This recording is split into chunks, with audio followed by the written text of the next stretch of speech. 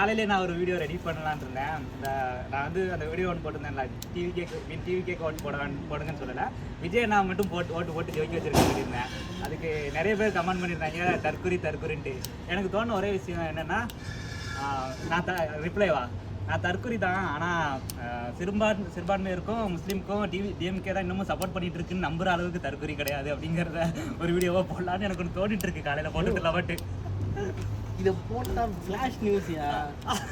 அதான் சிறுபான்மையருக்கும் முஸ்லீம்ஸ்க்கும் டிஎம்கே தான் சப்போர்ட் இருக்கு, இன்னமும் நம்பிட்டு இருக்கிற அளவு தற்குறி நான் கிடையாது. டிஎம்கே தானே சப்போர்ட்டு அப்படின்னு நீங்கள் தான் சொல்லிக்கிறீங்க.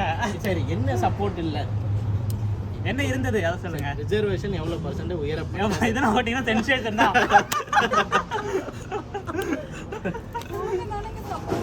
அடுத்து என்ன பண்ணாங்க, நேரம் ஒரு பெட்டியை மாத்திருப்பாங்க ப்ரோ, பெட்டியை மாத்திருப்பாங்க. அதான் எப்படி தெரியுமா, இந்த சிவகார்த்திகேயன் படத்துல வரும்ல, கேடி பிள்ளை கில்லாடிறாங்க 9 ஓட்டுக்கு ராத்திரியும் பகலும் மாறிட்டு காலைல, அந்த மாதிரி தான் போய் இன்னைக்கு டிவிக்கு நண்பர்ஸ் இருப்பாங்க. நீ நைட்டு ஃபுல்லா ஓட்டு பெட்டி பக்கத்துல பெட்டியை மாத்திருவான். திமுகவோட சதி, அதான் எல்லாரும் திமுகவோட சதி. காமராஜரே தோக்கடிச்ச தமிழ்நாடு, தளபதி எல்லாம் இம்மா தூரம்.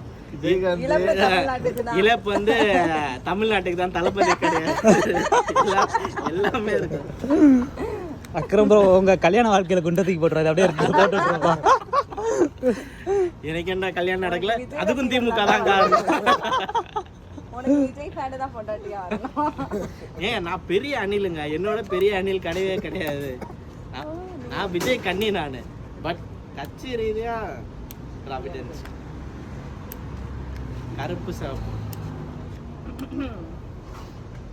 ப்ரோ போதும் ப்ரோ, எங்கேயாச்சும் போட்டு நாளைக்கு ட்ரோல் பண்ண ஆரம்பிச்சு.